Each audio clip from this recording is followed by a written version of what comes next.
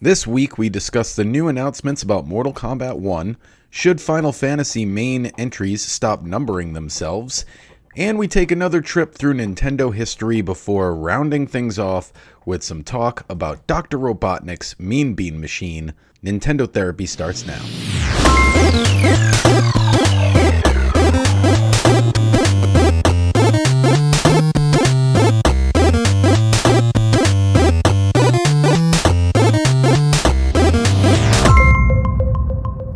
Hello, and welcome to episode 18 of Nintendo Therapy, a show about the latest Nintendo news and rumors, as well as a celebration of all things Nintendo.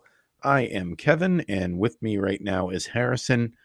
Sean might join us at some point. He's having technical problems, so who knows? Hey, nothing new here at Nintendo Therapy. Yeah. It's always something with us. Trust us.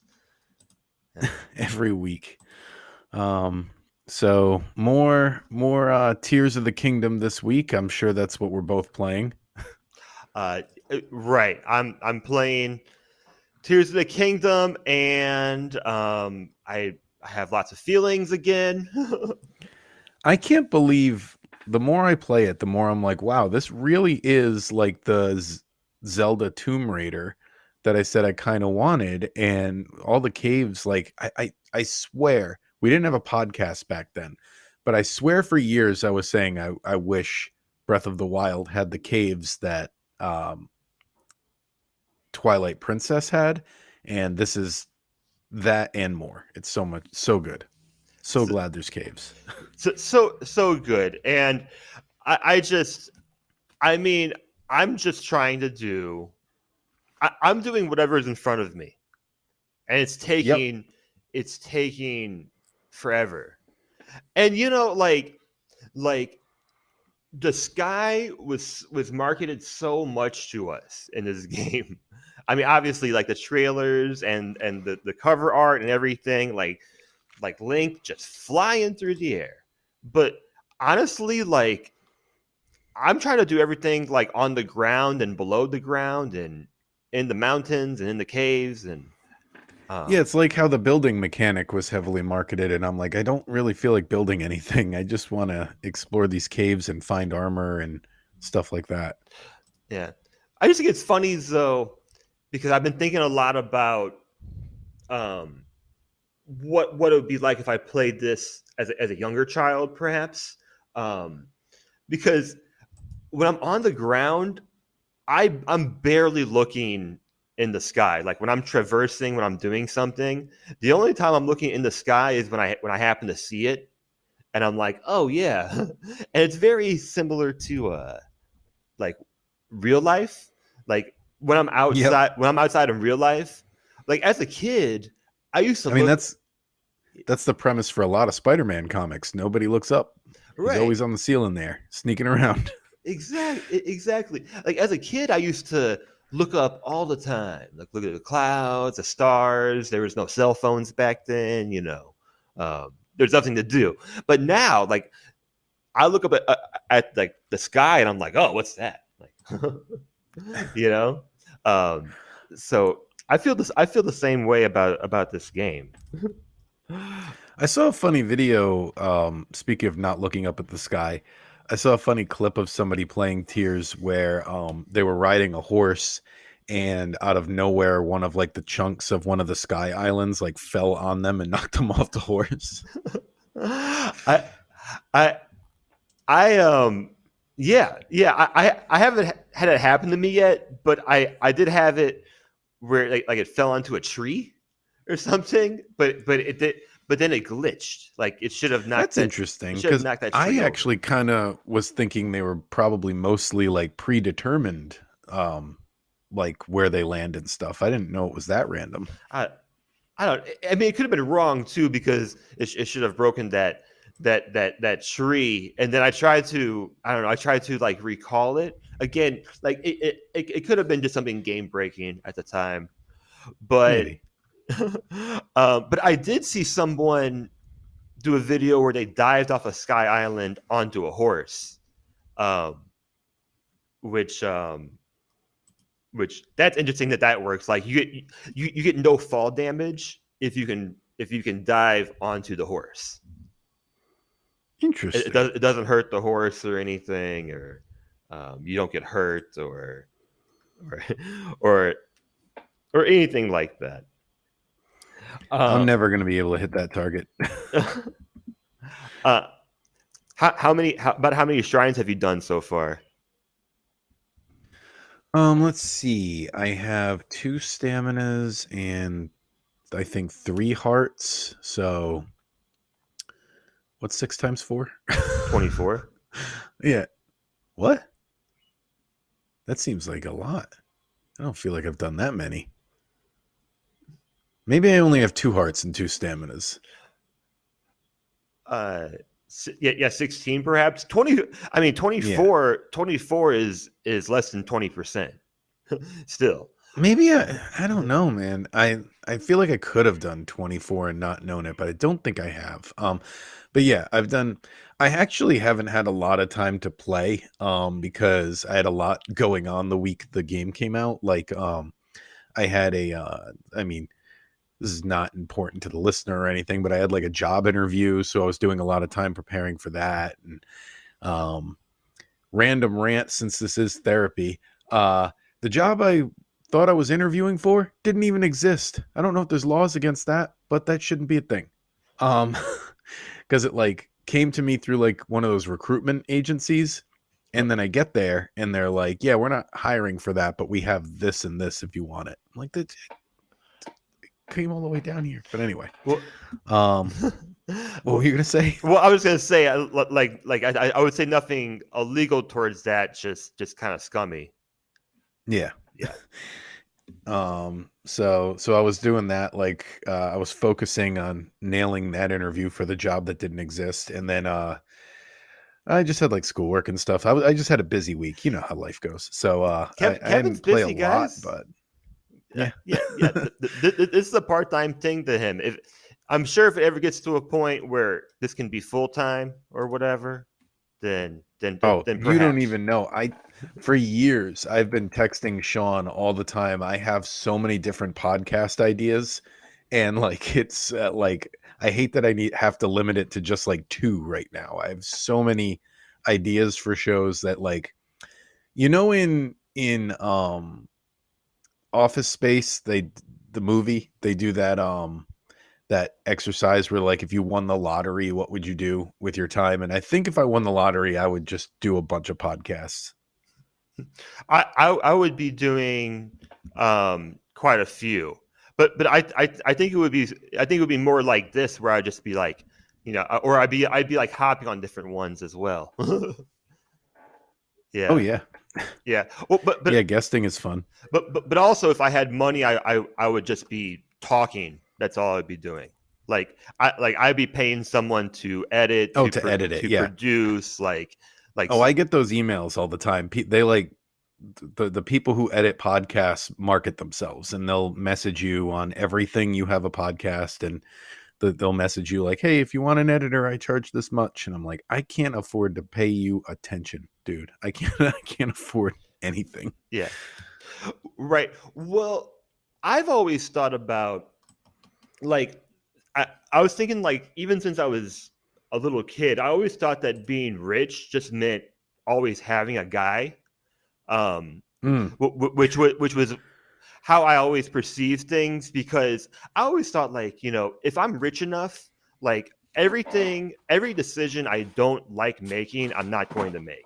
I'm just paying someone else to do it. And like I like for example, I like fashion. I like, nice clothes, but if I had enough money to never shop, I would never do it, like that's what I would think. I think about being rich enough to make as little decisions as possible. And it's even something that, like Barack Obama would talk about. Barack Obama would have he'd have like a black suit and a gray suit, I think, or something like that. Like he would try to make as little decisions as possible because he was the president. Well, when he wore that tan suit, everyone went crazy. Yeah, I was trying to avoid that one, but yeah, yeah, yeah.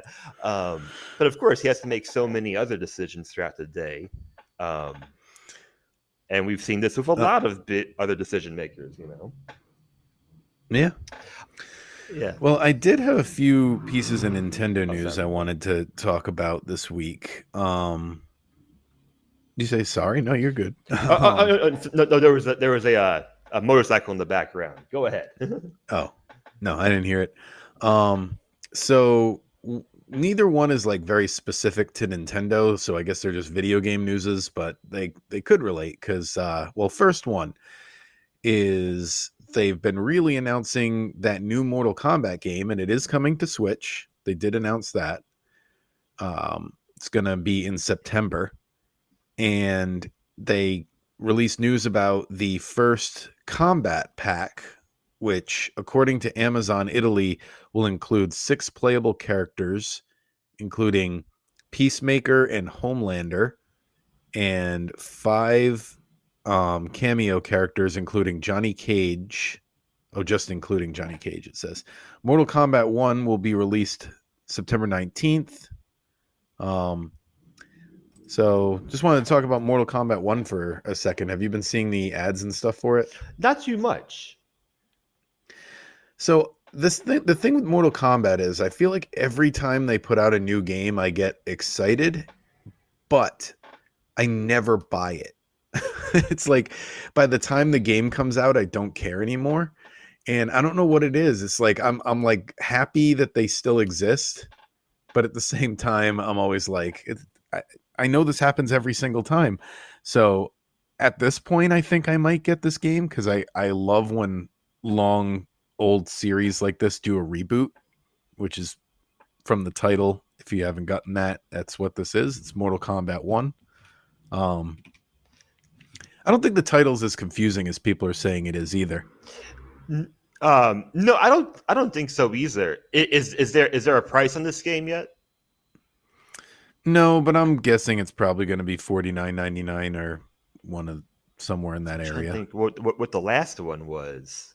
It was either I think I saw that one for that. It's either 40 or 50. Yeah.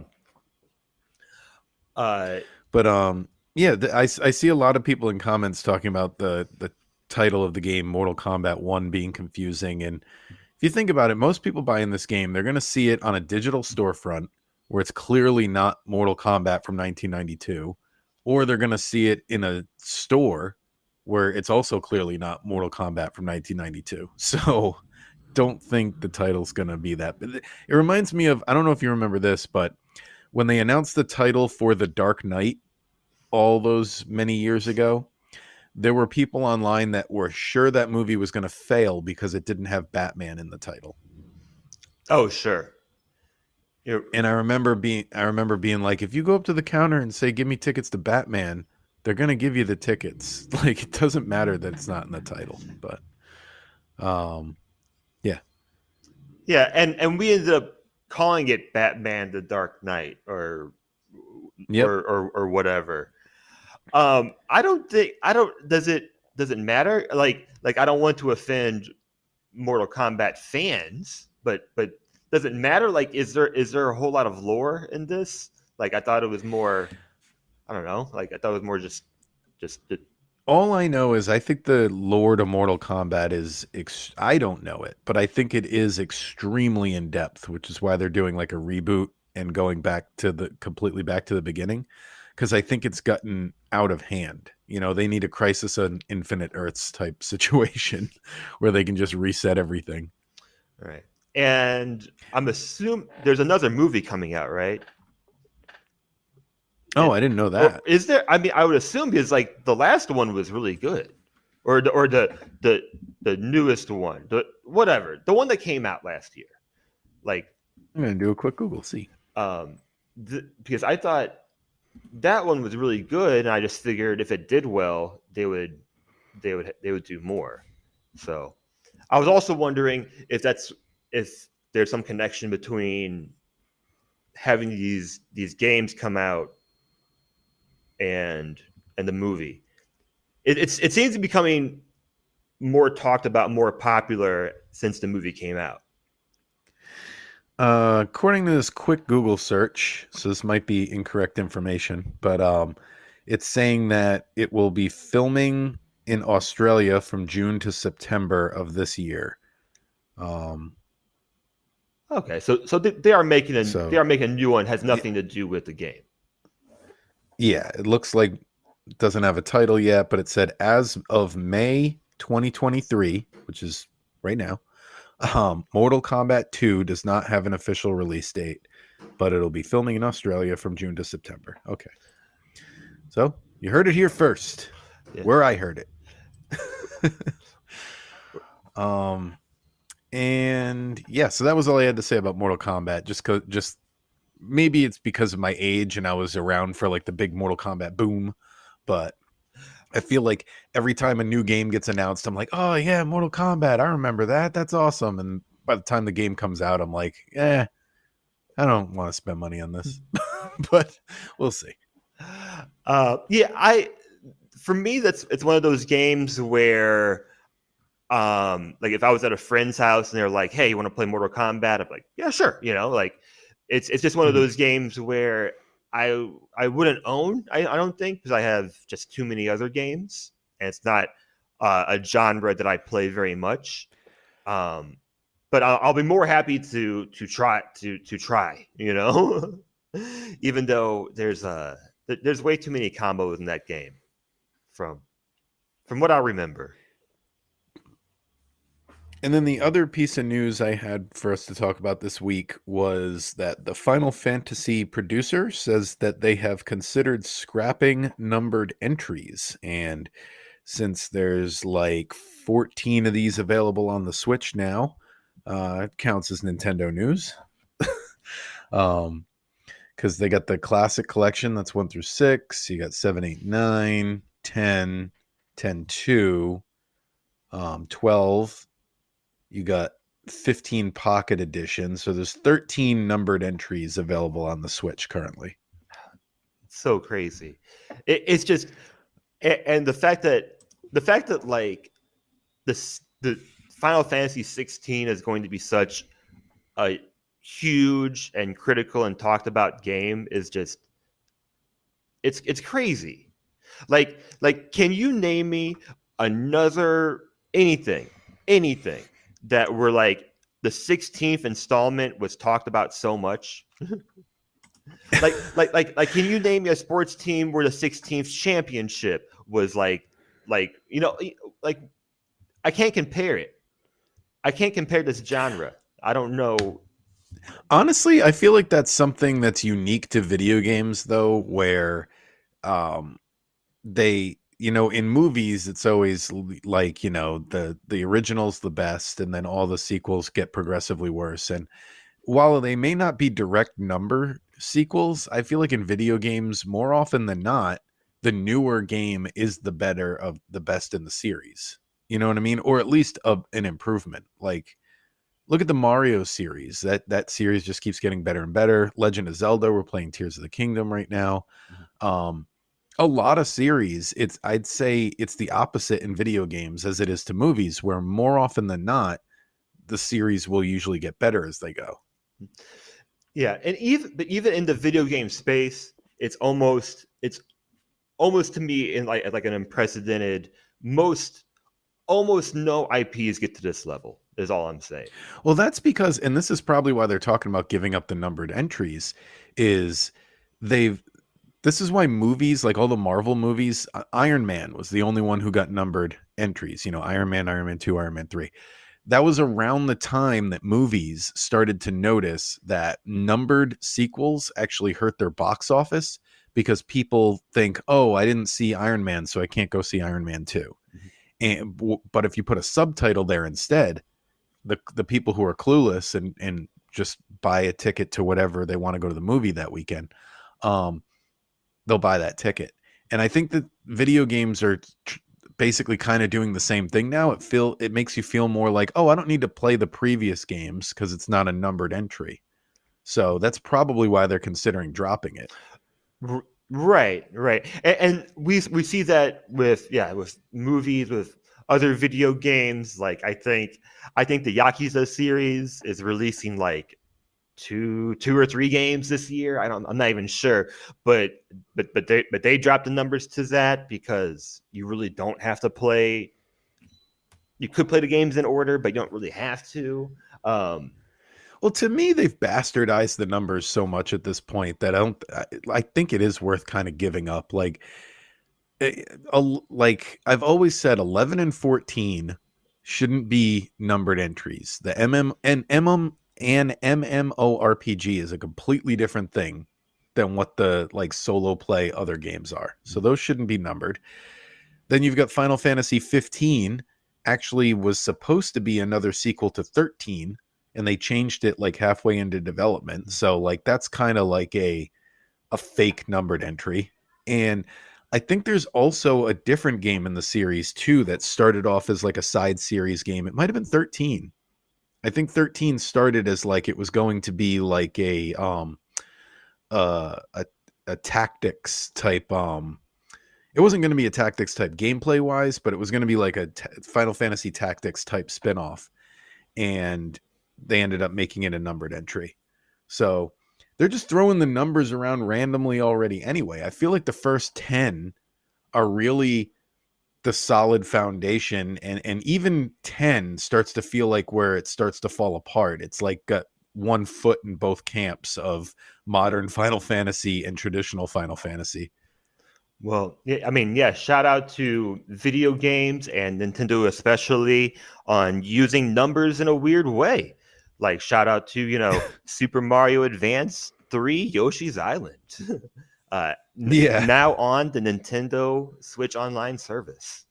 Or Super Mario World, Super Mario Advance 2 also on the service. Um, did you know? I'm sure you did, but like the stat I sent you about Final Fantasy 15 and Breath of the Wild. Did you know they were that close together? No, that is interesting. Tell the So listeners what you're so talking so about. Final Is that yeah? Fantasy 15 released in North America on November 29th, 2016, and Breath of the Wild released March 3rd, 2017. Around a little more than 3 months after. Uh, Final Fantasy 16 is going to release June 22nd, and we know that Tears of the Kingdom released earlier this month. So it's about 1 month apart. I think it's really unique that though, like the last Final Fantasy Zelda games came out so close to the newest Final Fantasy Zelda games, which are going to be Game of the Year nominations. And oh my God, it's going to be a controversial gaming nominations year for awards that do not even matter, guys. Um, that's that's my feeling on that. So, No, I agree. Yeah, it's so that it's almost like the only reason they even have the awards now is so that they can sell a version of the game that has all the DLC included and call it the Game of the Year and we edition. can fight. And it's like you could just do that anyway and call it the Ultimate Edition. You know? And we like to fight. I mean, Yeah. what's the point of playing video games that you like to play if you don't go on Facebook and Reddit and fight with some people about God of War or something? I don't even know. Like, Well, that's probably a good transition. Is speaking about fighting about the Game of the Year. Let's do some more of picking our favorite games of the years that we did 2 episodes ago, and then we took last week off from this exercise. But I got this list, so darn it, we're going to use it. Um, and yeah, we're going to go through the history of Nintendo and talk about all their releases for each year. We left off 1996 because I wanted to start fresh. This is the year the Nintendo 64 came out, and my best Christmas memory, I'm just like the kid in that viral video, is getting my Nintendo 64. Huge Nintendo 64 fan, huge Mario 64 fan. I'm saying that up front because I want you all listening to know how hard a decision this was for me, because I'm not picking it. Here's the games that came out in 96. Mm-hmm. Pilot Wing 64, Super Mario 64, Donkey Kong Country 3, Dixie Kong's Double Trouble on the Super Nintendo, Mm-hmm. Donkey Kong Land 2 on the Game Boy, Kirby Superstar on Super Nintendo, and the game I'm picking for the best game that year is Super Mario RPG Legend of the Seven Stars on Super Nintendo. No surprise for longtime listeners, including me.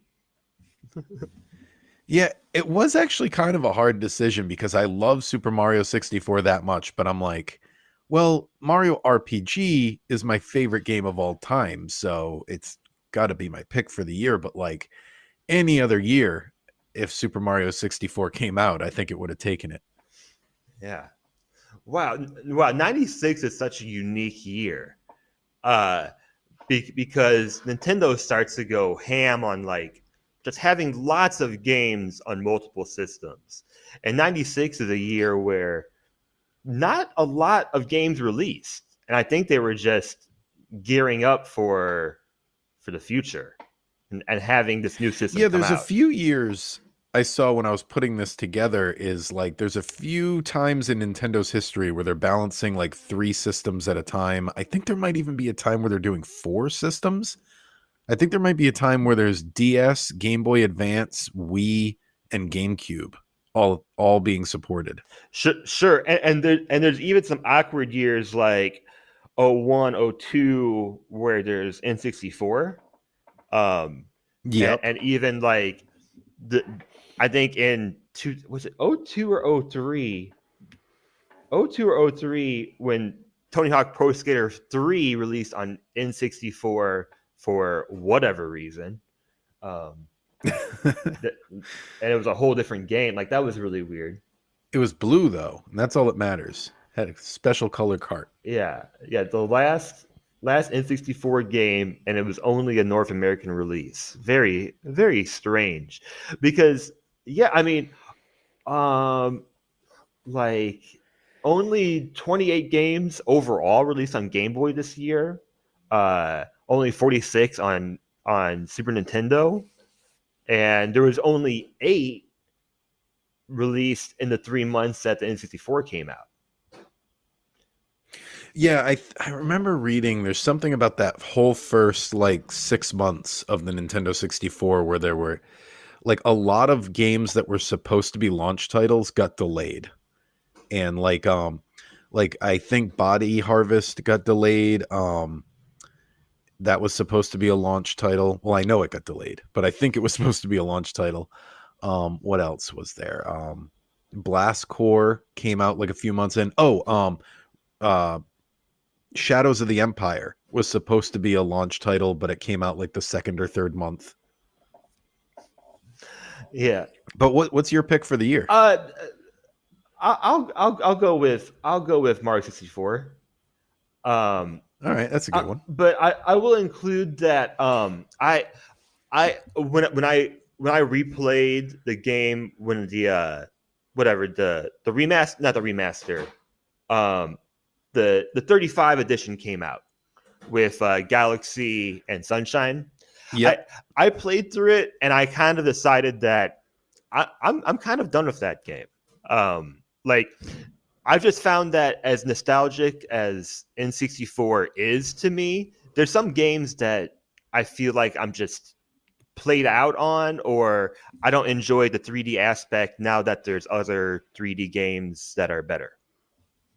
Like, Have you seen the videos online where people will use the sound clips from Mario 64 and like remake albums using just sounds from Super Mario 64? yes, I'm not sure about that. Okay. Yeah, I love it. I've seen things like that, like using different soundboards, the different voice effects, or yeah, that sounds cool. If you're a fan of Deftones, Listeners, I highly recommend looking up. There's a version of Around the Fur, their second album, made just using Mario 64 sounds, and I thought it was incredible. Wow. So that's my pick, and then we get into a whole mess of stuff. You talking about 97? Just from here on out, pretty much. Yeah, yeah. Okay. So 1997, we've got Diddy Kong Racing, Donkey Kong Land 3 on Game Boy, Mario Kart 64, and Star Fox 64, unless you had something else. Uh, ones that I just wrote down also, Bomberman 64, Duke Nukem. Bomberman's a good Yeah. one because I that was another one of those games that I was all in on, and I was like, and it's funny that you mention it. I was actually looking at Bomberman stuff just today because I was remembering Bomberman on Game Boy, and I looked into it. There's over 70 Bomberman games, and they're all this for the most part, except Bomberman 64, the same game. How many times can they remake that game? Right, and how many can you name? And it's a lot. Most of them are usually just named after the year they came out. Like it's like Bomberman 94, Bomberman 96, Bomberman 98. They're like sports games almost. You can name a lot of them. And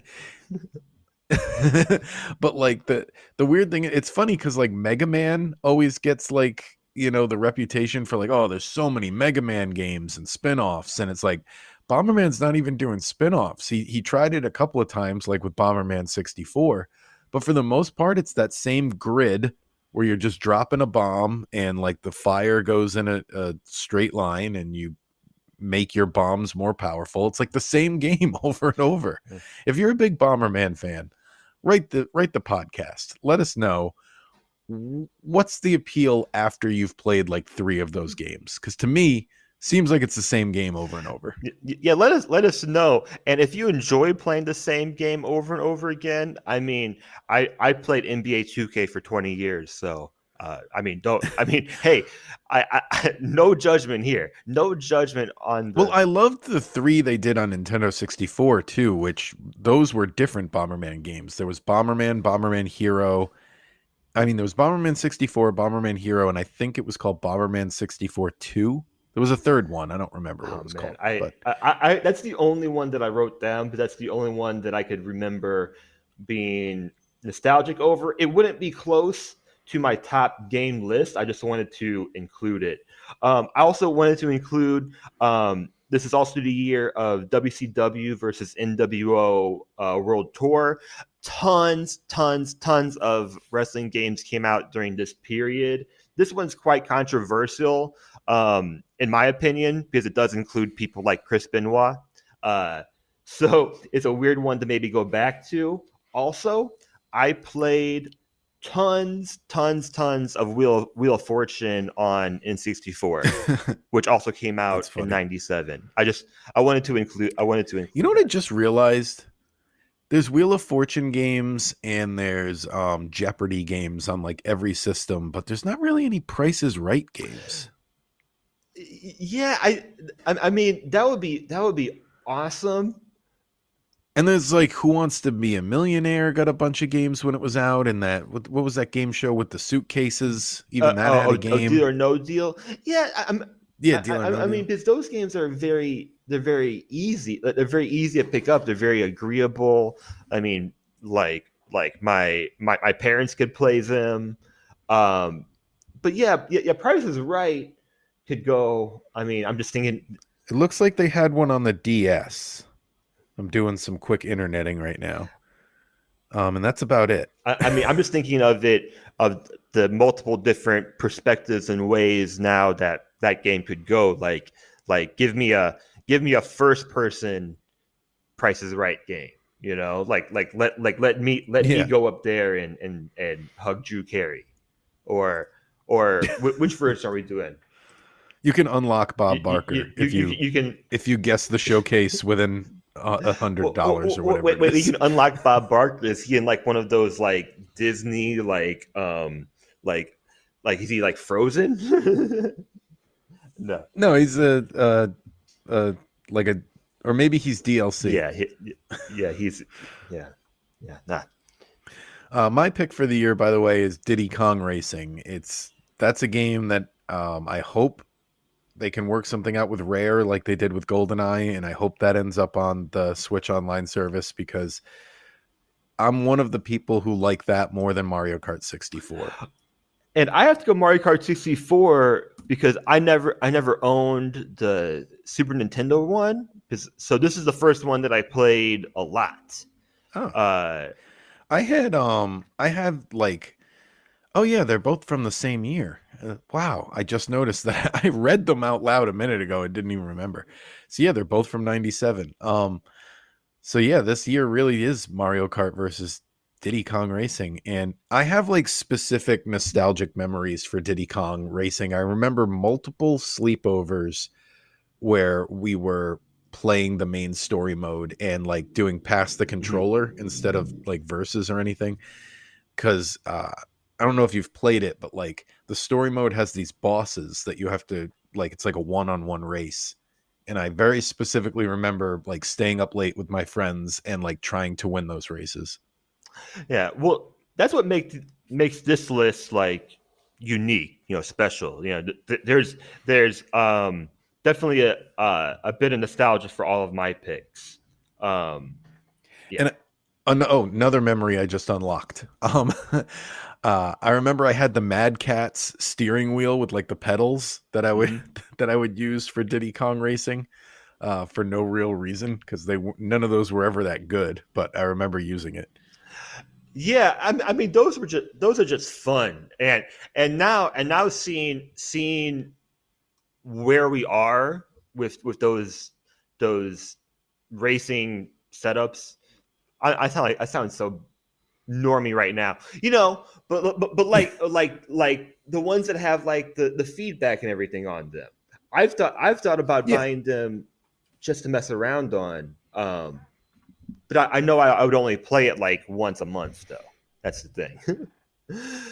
That's how I feel.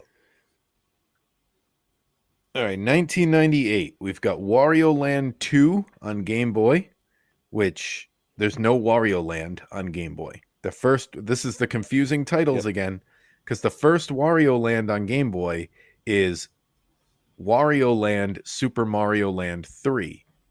And then that was followed by Wario Land 2. Yoshi's Story on Nintendo 64, F Zero X on Nintendo 64, Pokemon Red and Blue on Game Boy, and The Legend of Zelda Ocarina of Time on the Nintendo 65, apparently, because there's a typo in my notes. It's one better. Yeah. Um, well, this is a controversial year. Um, The thing with Ocarina of Time is it's one of those games where I have a hard time. I think I've drained all of the nostalgia out of it because this is a game that I played every year for probably like at least once a year. I would do a playthrough for probably like, I don't know, how old is it? Came out in '98. So yeah, there was probably a 10 plus year span where I played it every single year. Every time Nintendo would release it, I would play it. So they put it out on GameCube when they did that like 2 disc thing with Wind Waker. So they did it there. I played it on Wii. I played it on Wii U. I played it on 3DS. Um, and I just kept playing my Nintendo 64 cart too. So, because I have the one, because I'm special, I've got the one with the original red blood and the chanting and before all the changes were made. So sometimes I go back to that. so that's your pick. I see, that's what I'm saying is like it's hard. I think it is my pick because it's really hard to say because I've played it so much that I've drained all the nostalgia out of it and I kind of see it for more of probably what like if like a kid who wasn't around back then played it, how they would see the game. I can kind of see it now. Um and I do still love it. Um Pokemon Red and Blue was a phenomenon. So, but I think I'm gonna stick with Ocarina. Yeah, I think that's my I, pick. I'll keep this brief because this could I could do a whole pot on this one. For me, it's got to be Pokemon Red and Blue. I really thought about this year. Actually, I thought about it too much probably. Um, Which one did you have, red or blue?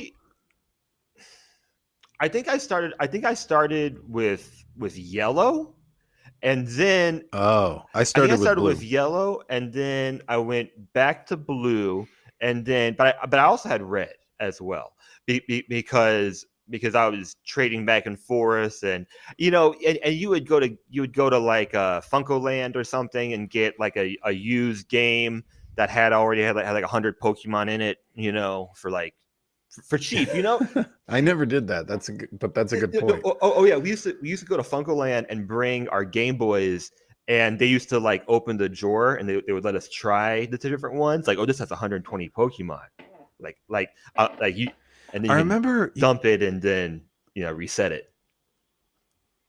I don't have the name of it, but there was a TikTok channel that I saw where all of their videos were they were buying old Pokemon games and they would like search through the save file and like tell you all about this person who played the game and like where they left off and what they nicknamed their Pokemon and stuff. And Yeah. I never really thought about that concept until then. And now you're making me think of it more like, oh yeah, you could just get a copy and it's already got Pokemon on there and then you trade those to yourself. Well, I'm not sure if he was a Pokemon fan, but do you know you can play the save file of Animal Crossing Wild World from Osama bin Laden? Yeah, No. Osama What? bin Laden, when he was like apparently like underground or whatever, he used to play he used to play Game Boy DS games, and he was a big Animal Crossing fan apparently. And somehow his like all of that stuff was taken in. You know, somehow I don't know at what point it got online, but you can actually go into his save file on an emulator and play through it.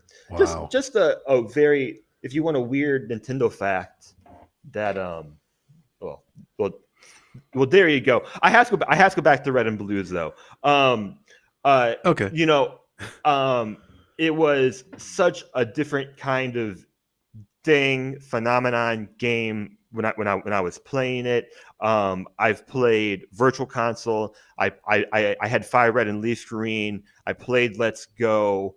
I've played multiple fan made games based on either Fire Red Leaf Green or the original Game Boy game. I have spent hundreds, if not over 1,000 hours, just on this something around this game, and it's too important for me not to pick it. That's all. That's it. Another thing I'd just like to mention from this year, though, Yoshi's Story, which I think is on the service, so we'll end up talking about it at some point. But Yoshi's Story, I just remember it was one of those games, along with Harvest Moon 64, Final Fantasy 7, and I can't think of there's a few of these games where in this pre-internet age rumors would spread about like stuff you could do in the game that wasn't real, kind of like unlocking Luigi in Mario Sure. 64. There's another good one. And there was so many rumors about Yoshi's Story for some reason and different color Yoshis you could unlock, and some of them had some basis in reality. Like I think there was a white Yoshi that was featured in a screenshot in an early like build in a video game magazine. So but it got taken out of the game. It's not in there. But there were all kinds of rumors for how to get the white Yoshi and stuff like that. So Yeah. just love thinking about that Yeah. time. Pre-internet time, schoolyard, video game, Nintendo Power. Yeah, things like that. Only other thing I wrote down on this year, I put all caps, a year of so many sports games. Like, just for example, um, in April, May, and June, there was one baseball game exclusive to N64 released in each of those months. which is crazy, which is just crazy because like we get like one baseball game now and there's no competition to it, and like there's no point of trying to compete against yourself. So And then 1999, we've got we're gonna last year for the millennium. Remember how big a deal that was? Y2K, yeah, sure. Yeah. So the games from that year: Conker's Pocket Tales on Game Boy. So Conker from Diddy Kong Racing before he became foul mouthed and got Exactly. redesigned. Donkey Kong 64, Mario Party, Pokemon Pinball on Game Boy, Pokemon Snap on the Nintendo 64, Pokemon Yellow on the Game Boy, and Super Smash Bros. On the Nintendo 64. For me, this is an easy year. Super Smash Bros., that first game, blew my mind. I was all about it. We had like almost like how adults would have like a weekly poker game. There was me, Sean, which I wish he was on this podcast today to talk about, and two other friends of ours from school. Every single Friday played Super Smash Brothers. I think I have the connection to the first Smash Brothers game that most people have to GoldenEye. That was our game. And we did play GoldenEye as well and Perfect Dark, but I think if you added up all the hours, the most were spent playing Smash Brothers. And I don't know. I just love that game. I know the later games in the series get a lot of the attention.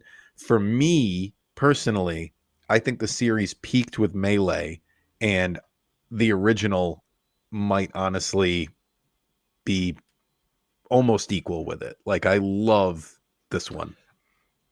So that's my Yeah, pick. I think Smash Brothers is one of those you had to be there kind of games. Well, I Go ahead. think something that I wish I remember which podcast said this so I could credit them. I think it was Ultra 64, but there's another podcast out there that said this. This isn't completely an original thought, but they they reminded me that when the game came out, people actually originally they thought it wasn't going to succeed. Like there were like people didn't think the concept was as much a slam dunk as it turned out to be. They thought it was a little weird at the time. Like, oh, it's a fighting game, but it's like mascot characters. That's weird. I don't want to do that. And every one of those people ended up playing Smash Brothers and loving it. Yeah. I just think like when that game came out, I mean, I can remember the commercials, just so much.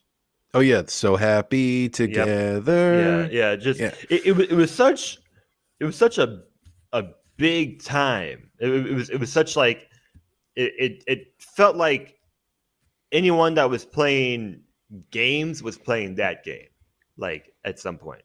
And what I love about that one too is the roster is so small. It's 8 characters, I think. No, I think you have 8 to start with, and you have 12 total, maybe Something something like like that. that. Point is, it's not anywhere near as ballooned as it's gotten to today. All the characters are pretty much just Nintendo specific, and I kind of like it like that. Even Melee have a few characters that I'm like on the fence about whether they belong. And then it's just snowballed from there. This would have to be my pick. Although I do have other games on in this year I put more hours into, I believe. Like for example, like Mario Golf, I might have put more hours into. Um, Oh, that came out this year. That's I not on the think list. See, this thing I used for a source has so many or holes. perhaps I did like their fandom wiki page, or perhaps I'm wrong, but also like Pokemon Pinball, I put a crazy amount of hours into to now I'm like Did that use that like gyro technology, like the tilt I and don't tumble I that don't like those late Game I Boy don't games think had? so. I just remember that like it had an awesome like rumble feature to it. And I just remember putting like an insane amount of hours into that game because I guess I was just doing anything everything Pokemon at that point. Like Like I was just all in at that point. Snowboard Kids 2 came out this year.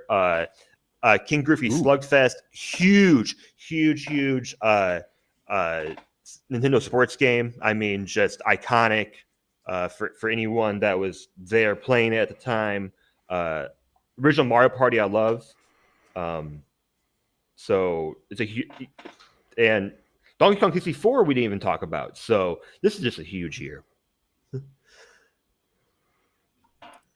Yeah, I never got that into Donkey Kong 64, but I've actually been hoping that it comes to Switch Online because I was like, if it goes there, I'll play it finally. I own it. I have a Nintendo 64 cart, but it's notorious for being like the one of the death nails of Rare, that type of game where the collectathon where there was just way too much to collect in that Right. game. Right. And I don't remember playing it too much. And when I look at like 98 and 99, I'm like, oh yeah, because I was playing like a lot of other things apparently during this time. So All right, so I think we can move on to 2000. We got Banjo Tooie, Hey You Pikachu, Kirby 64 The Crystal Shards, The Legend of Zelda Majora's Mask, Mario Party 2, Mario Tennis, Perfect Dark, Pokemon Gold and Silver, Pokemon Puzzle League, Pokemon Stadium, Pokemon Puzzle Challenge, Pokemon yep. Trading Card Game, and Wario Land 3. um Man, this is a good year, 2000. A lot of Pokemon. Well, I have mine queued up. I'm going Pokemon Stadium. I played this game so much, and I'm going to play it on Virtual Console when it comes out. Um, I mean, even like the mini games, I'm nostalgic for, like in Pokemon Stadium. But honestly, like Gold and Silver is it might be. I think Generation 2 is my favorite Pokemon generation, so it would be close. And I hate to put two Pokemon games at my top, but I'm going to. I think Majora's Mask is my answer. I know I said the episode we started this, I wasn't going to pick every Zelda game, and it's starting to look like I might, but I'm just being honest. Like my second place would probably be Mario Party 2. I have a lot of Mhm. good memories with that one, and that is a really good Mario Party. But yeah, Majora's Mask, if I'm going to be honest, I've definitely out of all these games played that one the most hours. So that's got to be my Yeah, pick. fair enough. How about Perfect Dark? Perfect Dark's definitely up there, and I think we played that one more than GoldenEye. That's one where I think a lot of people probably played more than they remember they played because it had a lot of GoldenEye in it. You know what I mean? Like the multiplayer they reused GoldenEye maps and a lot of weapons and stuff. It's one of those games I've wanted to revisit because I want to understand the story. I remember the story not making sense to me as a kid, but there's a lot of games that I've revisited where the story didn't make sense as a kid, and as an adult, I'm like, what did I not understand? This is a pretty straightforward story. so, Yeah, so yeah, I've wanted to revisit yeah, Perfect Dark. exactly. Also a huge year. I mean, I played tons of Mario Tennis, which is my favorite of that series. I remember playing Hey You Pikachu. That was a really silly, kind of unique experience. It's the one with the microphone, you know, Yep. um, and you could like say like bad words to it, or Mario Party 2. I loved. I also wanted to include this is the year of WWF No Mercy, and less than a month after that came WCW Backstage Assault, which is, in my opinion, the most unfortunate title for a wrestling game, like Backstage Assault. And also, Well, isn't that like the worst one on the it 64? That's another thing I remember from another shout out to Ultra 64 podcast is they did not review that one very Well, I favorably. this is one of the only ones I hadn't played, so I looked up videos last night, and it looks horrible. So apparently, it's the worst one of like this generation, which is saying a lot because I mean I think there was 3 or 4 wrestling games that came out just in the year 2000. Um, All right, and on to 2001, we launched the GameCube. We're still supporting the 64. We've got the Game Boy Advance out as well now. We kind of skipped over Game Boy Color, even though some of the games from last year were Game Boy Color. Pokemon Puzzle Challenge and Trading Card Game, and Gold and mhm. Silver were Game Boy Color. But yeah. So we got Game Boy Advance now that we're supporting Game Boy Advance, Game Boy Color, Nintendo 64, and GameCube. So this is a 4-system year. So the games are Conker's Bad Fur Day, which is not as good as people remember. I'll spoil it right now. That is not my pick. It was great for the time, But not so good. Yeah, but if you go but back, but really not yeah, so great though. yeah. Then Dr. Mario on Nintendo 64, F-Zero Maximum Velocity on Game Boy Advance, Golden Sun on Game Boy Advance, Kirby Tilt and Tumble, Game Boy Color, Legend of Zelda Oracle of Seasons / Ages on Game Boy Color, Luigi's Mansion on GameCube, Mario Kart Super Circuit Game Boy Advance, Mario Party 3 on Nintendo 64, which is why that cart is so valuable, very late release. Mario Tennis Game Boy Color, Paper Mario Nintendo 64, another pricey cart. Pikmin on GameCube, Pokemon Crystal. I should have organized these by system. Game Boy Color, Pokemon Stadium 2 Nintendo 64, Smash Brothers Melee on GameCube, and Wario Land 4 on Game Boy Advance. All of those are from I'm 2001. lost. I mean, I don't. I'm not even sure which ones I have on my list that you didn't name at this point. Well, I'll ramble in here. So I'm not going to pick Oracle of Ages or Seasons. So I'm not picking all the Zelda games. That's actually a Zelda game I'm not that you're into. not Those picking two. your least favorite Zelda game. Got it. And I remember that it was actually a controversy at the time that didn't come out for Game Boy Advance, and like the rationale was, well, Game Boy Color has sold more units at this point, so that's what it's coming out on. I think let's see, Pikmin I like, but it's not the best Pikmin game. Some people think it is. I don't. So it's between Smash Brothers Melee or Luigi's Mansion for me. I think I'm going to go with Melee. It's the last Smash Brothers game I like, so it'll be the last Smash Brothers game I pick. I love Melee.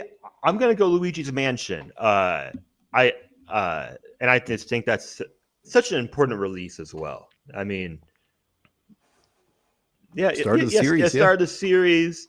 Always liked Luigi growing up, and perhaps it's because I already picked Smash Brothers that I'm picking this one. I'm not too sure about my feelings at this point.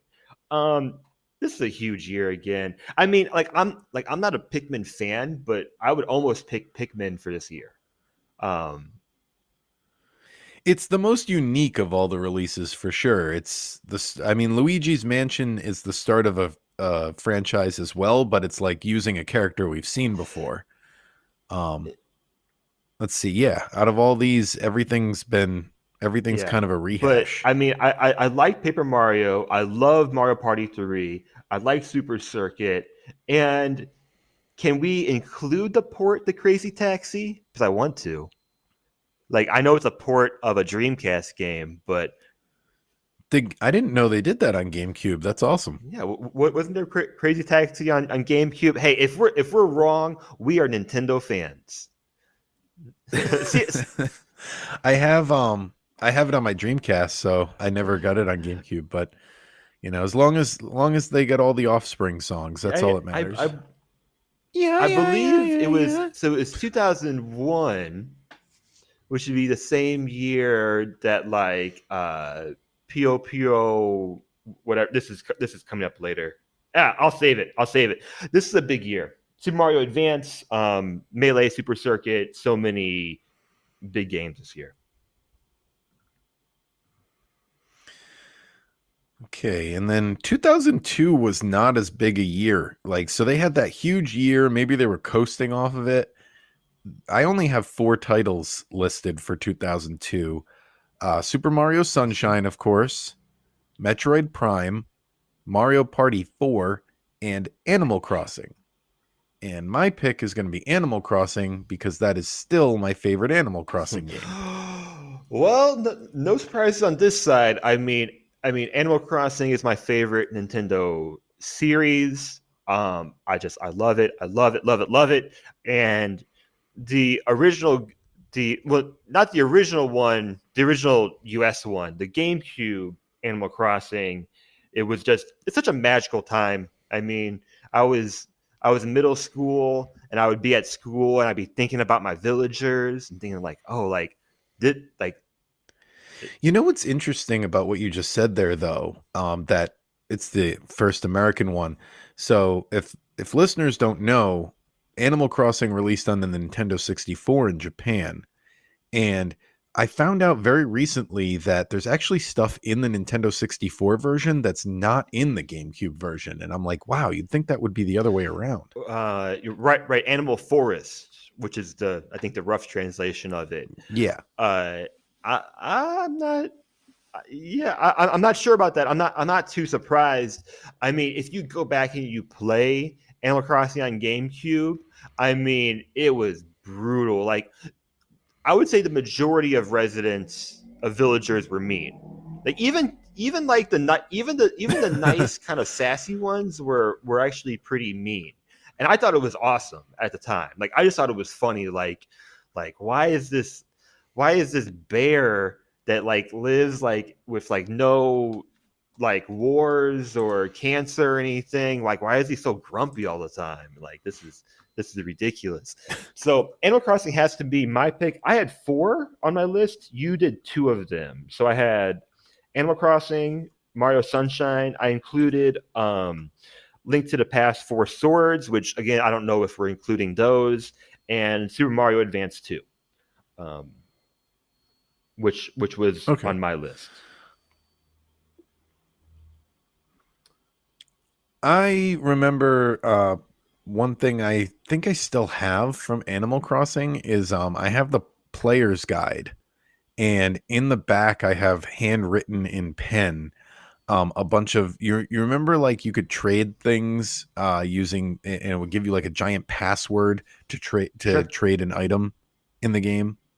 I think GameFAQs.com had like passwords for so many different things, and I have them all handwritten in the back of my player's guide for like how to get mostly the Nintendo games that you could play, and a lot of museum items. Right.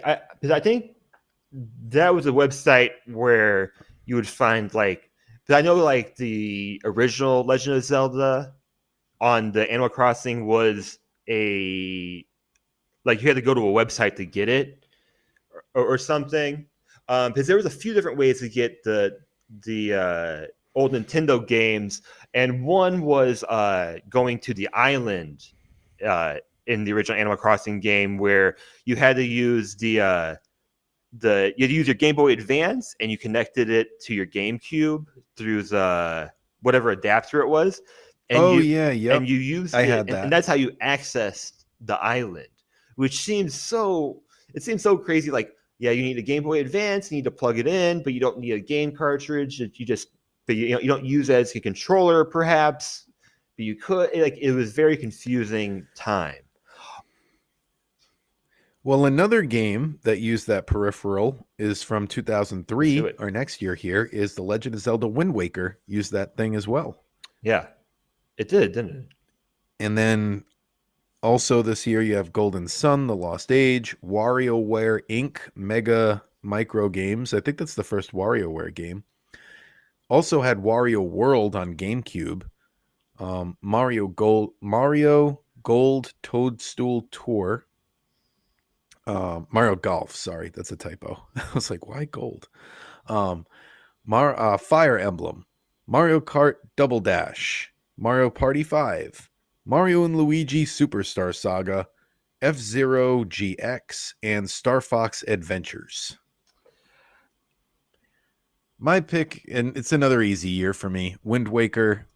Like, I guess I'm gonna pick all the Zelda games. I don't know. I don't even have anything else this year that's even close for me though. Like, I guess Star Fox Adventures, a game I've admitted I've never finished, would be my next choice. I did not want to choose Wind Waker because it was a game I went back and played, and then I enjoyed. Um, I put on this year like a big, like, I don't know, for whatever reason. Perhaps I was still playing Animal Crossing that year or something. I don't know. Uh, I want to choose Double Dash. Um, uh, Okay. I know that's some people's favorite Mario Kart to this yeah, because day. I was the right age for it. Again, I was like that game came out when I was like when I was 13 years old. I don't know. Like I just that's the one I played the most that year. And I haven't chosen a Mario Kart game, I don't believe yet. I don't think so. I actually think maybe we should get on to Mean Bean Machine. I'm starting to look at time here. We did take a lot with Sean's technical problem, and we're an hour and 5 minutes in to the podcast here Yeah, now. that's So fine. We did 7 years, you know. yeah, that's So a good chunk. come back next episode for the next 5.5 years. Yeah, where are we leaving off? 2004. Some good games in 2004. I'm looking at this. Okay. Yeah, that's a good Yeah, place to we're stop. approaching the Wii. Um, yeah, getting close to. There's going to be some blackout years in there for me where I'm going to be like, this Yeah. is the only game I played that year. They're like 2000, the Wii years, I wasn't playing a lot of video Right, games. right. You were probably busy So with college or something. Yeah, it. yeah, so those are my blackout but, years. by But blackout, guys, he does mean like he just doesn't remember. He doesn't mean anything else. By the way.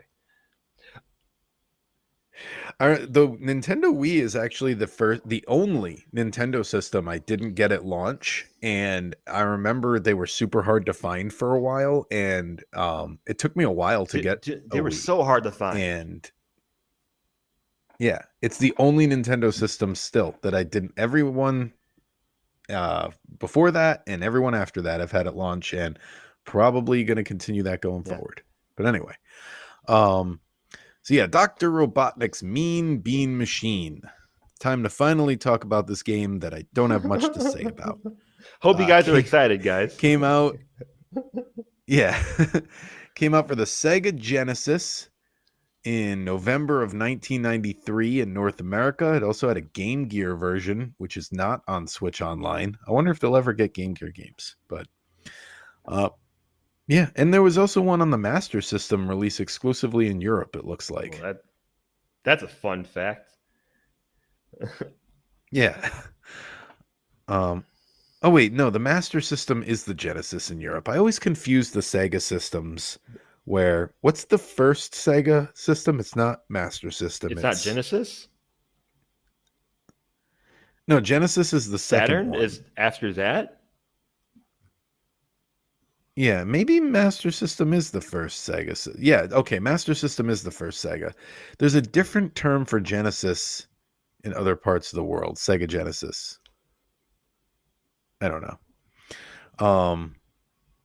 But anyway, Mean Bean Machine. It's a puzzle game. It's, a Dr. Mario, Yoshi's Cookie columns type game. Tetris was big at the time, so there were a lot of It's these. the only game based on the cartoon, the Sonic cartoon. Just another. The Oh, you Sonic mean the cartoon. Sonic cartoon? Yes. It's actually funny you should say that. I was watching a YouTube video the other day where there was almost another one. They were developing a Sonic the Hedgehog game for the, oh god, what was that mushroom shaped thing you put on the Sega Genesis? The Oh yeah. 32X. Um, they they were developing a Sonic game for the 32X that would have also been like, you know, based on the cartoon series, but it never came out. Huh. Well, then this is the only one. And I think it's unique that this came out in holiday 1993, and then Sega bought, how do you say it? Puyo, is it Puyo or Puyo? Puyo. I think it's, yeah, Puyo Well, Puyo is anyway, how I Sega would say bought it. them in 1998, which I think is just kind of unique because I don't have. So I did not play this game at all, like back in the day, but Puyo Puyo Fever. I remembered when I was reviewing this game.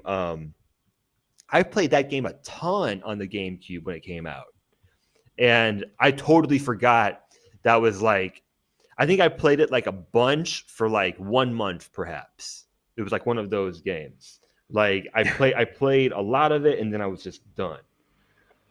Um, Well, they've re-released it a ton of times. I have a list here. It says that it was released on the Sonic Mega Collection for the GameCube, the Sonic Mega Collection Plus on PlayStation 2. It's in Sonic Ultimate Genesis Collection for the PlayStation 3. It's on the Wii Virtual Console.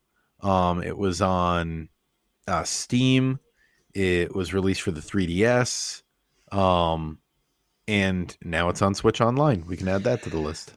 yeah. So my only question I wrote down for this game is like, is there reason to play this game? Is there nostalgia around this game? Is there, like, if you're someone, or if you're a kid that has the online service, are you playing this game at some point? Um, I think the layout, like the little goopy monster things, are kind of cute, but all I could think about while playing this game for the podcast was that it was very reminiscent of Dr. Mario, and I kind of felt like Dr. Mario was the superior of the two. So, I mean, there's only so many ways you can do a match colors that fall from the sky game, but yeah, I feel like I'd rather play Dr. Mario than this any day. Spoiler for when we get to Dr. yeah, Mario, I guess. yeah, and I was just thinking, like, you know, perhaps I should be playing Zelda or something. I do want to admit, like, this. I do want to be fair and say, like, this is the least amount I've spent on any of our spotlight games. I haven't touched it since the last week episode when we were supposed to review it. So just want to be fair with that. But I think it's a fine online game. I mean, it's an easy port. I guess you can never have too many puzzle type games. I'm just not sure if there's new audiences for it. That's all. I will say it did end up kind of high in my rankings, but that just speaks more to how much the other games are going to keep getting pushed down than it spoke to how good this game was. But I put it's the number seventh game in my ranking, right below baseball on NES. I liked baseball a little more, but this one right below it. Like it's the type of game where I'm like, I could totally see myself replaying this. And I like to play these games when I only have a little bit of time. Like if I have like 20 minutes to play a video game, I'm not going to boot up Tears of the Kingdom. I'll boot up like Yoshi's Cookie or something like this, or Dr. Mario or something. I find that's a good way, especially now that you can like suspend your game and come back to it. It, That's my favorite way to do these. there's a point I want to make on that, because just thought of something. But this is pretty unique. I put this game also at number 8 for me, and it's between, so baseball was right above, and right below Dr. Robotnik's would be Donkey Kong Jr. And so far, so I've done 10 games so far. I mean, they've all been pretty enjoyable for me, I would say. Like even like Donkey Kong Jr. Was a bit enjoyable despite the mechanics. Pro wrestling was all right, I guess. Wouldn't necessarily go back to it, you know. So I haven't hated any of the games that we've played. I'll say that. But what were you saying? Oh, the virtual console. You know, the number one thing I really hope Nintendo has in their next console is quick resume. I really like. I want a whole UI overhaul, which is more streamlined, and I really hope Nintendo has quick resume on their next console. It would, for me, Yeah, that would be it nice. would make the enjoyment of playing games so much better. Like for example, like when I got my Xbox and I realized I had quick resume. I loved it because I could play a game like Forza, like a game I don't really like, but I could hop in for like 20 minutes, fool around, hop off, whatever. And I think about games on Nintendo like Splatoon. Like I think Splatoon is an awesome, awesome game, but I never go back to it because I never want to load it up and then go into the lobby and do all this stuff. But if I could jump into that game, I think I would play it all the time. Um, so I really hope the next system, no matter if it's hybrid, home console, I just hope that it makes accessing games a little bit more streamlined. Well, that's a good place to end. A hope for the future. Um, as always, we're not Nintendo fans. I mean, we're not Nintendo experts. We are Nintendo fans. So if you'd like to send us any corrections on anything we said, let us know. I promise we're Nintendo fans. We're doing a Nintendo podcast. So our email is nintendotherapypod@gmail.com. We've also got at Nintendo Therapy on Twitter and Nintendo Therapy on Reddit. You search that, you'll find us. So yeah, any other thoughts before we sign off Have a here? great week, guys. All right. We'll see you next week.